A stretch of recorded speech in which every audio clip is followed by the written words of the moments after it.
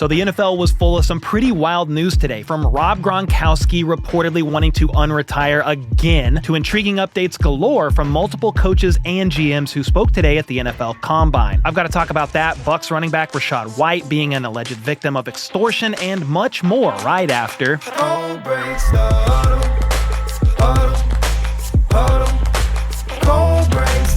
First up, with the NFL Combine taking place in Indianapolis, that means that basically every head coach, GM, scouting department, water boy, you name it, are all in attendance. Well, that means we get a massive influx of media availabilities and press conferences from all 32 teams before the actual workouts take place on Thursday. So there's always some great fodder that comes from these media sessions, with today being no exception. Falcons GM Terry Fontenot kicked off the festivities by giving an answer when asked if they would consider making Kirk Cousins the backup quarterback this year. Obviously, Michael Penix is going to be the starter, and he said that that is the plan. So you're telling me they're going to be content to pay Kirk Cousins $27.5 million next season to hold a clipboard and maybe have a mic on the sideline this year? I just don't see it, don't buy it, and don't believe it. Not to mention how awkward of a dynamic that would be for the quarterback room. I mean, don't get me wrong, Kirk Cousins is a professional and he would handle himself with class. We all know that, but it feels like an unnecessary gray cloud that would be hovering over the team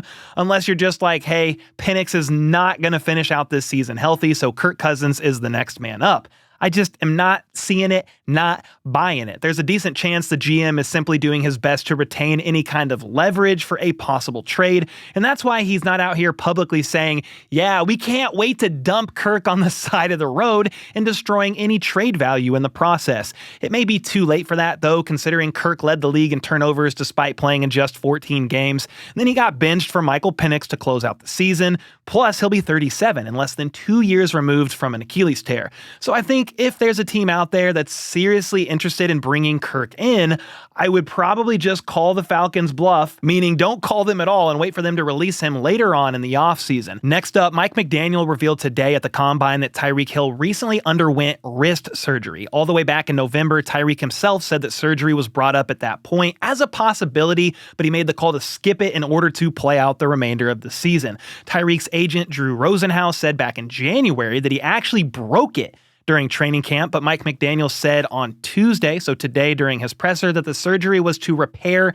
an injured ligament, so not exactly adding up, but tomato, tomato at this point, I suppose. Last season is done, and now the focus is on Tyreek's recovery. McDaniel said he'll spend the spring recovering, but expects him to resume catching passes before training camp and ultimately be ready when camp begins. Hopefully 2025 goes a little bit smoother for Tyreek and the Dolphins altogether, because 2024 was a disaster from the start. That's putting it mildly. Tyreek obviously had the wrist injury, then had the wild situation with the police before the first game of the season. He then had like 1,600 children, alleged drama with a model breaking a leg on his property, and much more that I don't really care to get into. Well, then, from a team perspective, drama of Tyreek aside, Tua suffered that concussion, and they were ranked dead last on offense while Tua was out, and all that contributed to Tyreek finishing with the fewest catches and yards he's had in a season since 2019, when he missed 4 games with a shoulder injury. And things reached a boiling point when Tyreek quit on his team and sat out the entire fourth quarter week 18 after he found out they weren't going to make the playoffs.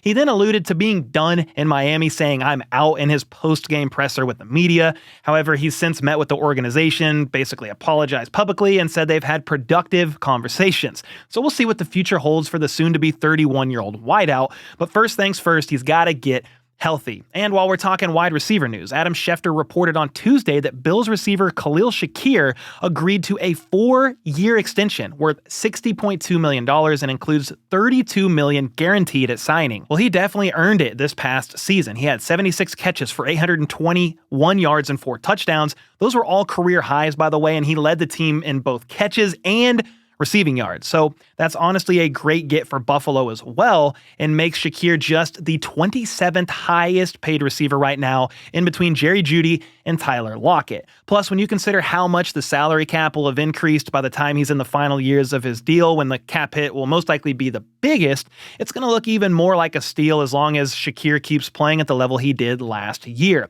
And to continue with our receiver news, Bengals Director of Player Personnel, what a title, Duke Tobin, said that the Bengals Bengals are preparing to make Ja'Marr Chase the highest paid non-quarterback in the NFL, saying, quote, "We're going to reward Ja'Marr." Well, that title is currently being held by Justin Jefferson, who's making $35 million a year on average. Jordan Schultz reported a week ago that Ja'Marr is expected, or he wouldn't be surprised if Ja'Marr got $40+ million per year with his next contract, which would obviously clear Justin Jefferson's number by a mile. Well, that would be absolutely insane if true. $40 million a year. I mean, I'm not saying he doesn't deserve a truck ton of money. He literally just had one of the greatest receiving seasons in NFL history, talking about Ja'Marr Chase, when he earned the Triple Crown. But how they intend on paying Burrow, Ja'Marr Chase, and T. Higgins, who was reportedly about to get paid by the Bengals as well, at least that's what they're saying they want to do. I mean, I have no idea how you're supposed to do that and build a competitive defense as well. I mean, their defense struggled mightily. They need the help. Now, the Bengals do have a projected $60-ish million in cap space available right now, which is among top 8 or so in the NFL. So that combined with the salary cap increasing quite a bit certainly helps them out in that regard. Next up, Seahawks GM John Schneider announced that 19-year vet Jason Peters is retiring. He'll actually be joining the Seahawks front office, which is the team he most recently played for in 2023, and then was on their practice squad for a bit last year as well. Well, he's going to go down as one of the best left tackles to ever do it,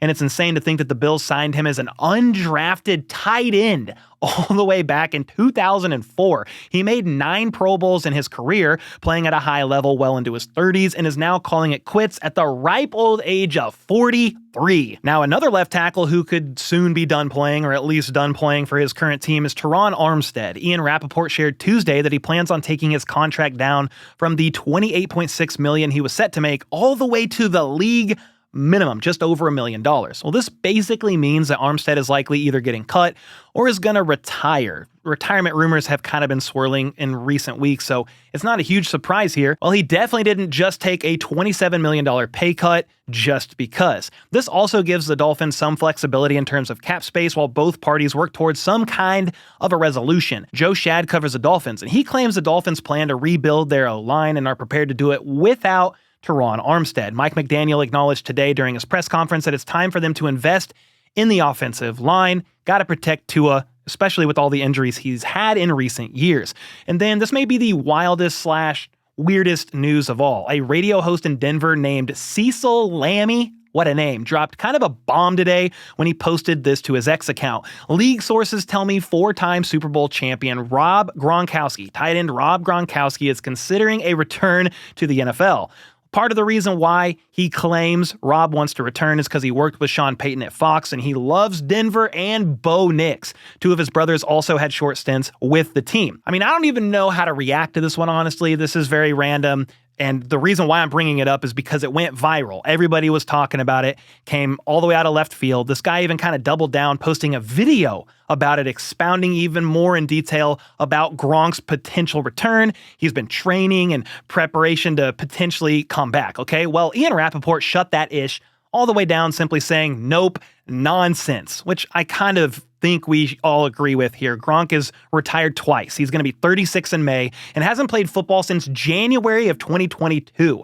So you mean he's going to take 3 years off and then hop right back in at 36 years old, which is the age of Travis Kelce. Everybody's saying he's too old to play, and that guy's been playing consistently year in and year out. So yeah, I don't think so. It's no disrespect to Gronk. He's one of the greatest to ever do it. But take one look at his injury history and you'll see exactly why this is a complete nothing burger. And that's what Benjamin Albright thinks, a reporter for the Broncos' flagship radio station. He said that, sure, Gronk has kicked around the idea of making a return. There's been no formal decision or conversation with the Broncos or anything like that. Plus, Gronk has been on record saying he won't play for any other quarterback than Tom Brady. And unless that old man comes back out of retirement, I don't know why you would when you're getting paid that much money from Fox. So unless Brady returns, I don't see it happening. And this is some fake news to me.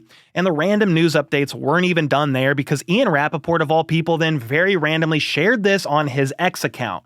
And this is all it said. On the situation surrounding Rachaad White. He then posted a graphic from Michelle Gervas and TJ Grimaldi, who are lawyers for high-profile athletes, celebrities, and executives. And they went on to make a statement about the Bucs running back dealing with an extortion attempt. Well, before I get to the statement, What made this post so weird was that this is literally the first and only thing we've heard about the situation. I searched Google, Twitter/X, and really anywhere I could to find more context, more news, more details about the situation around Rachaad White, and there is nothing at all. So for Ian to just say on the situation surrounding Rachaad White when no context to the situation is known was a pretty odd way to go about it. Anyway, here's what we do know, and this is what the statement from these lawyers said. The FBI and other appropriate authorities are currently looking into an extortion attempt against Rachaad White. Illegal and defamatory threats and demands against Rachaad and his family will be met with zero tolerance. We will continue to exercise all legal avenues to protect Rachaad's rights as a victim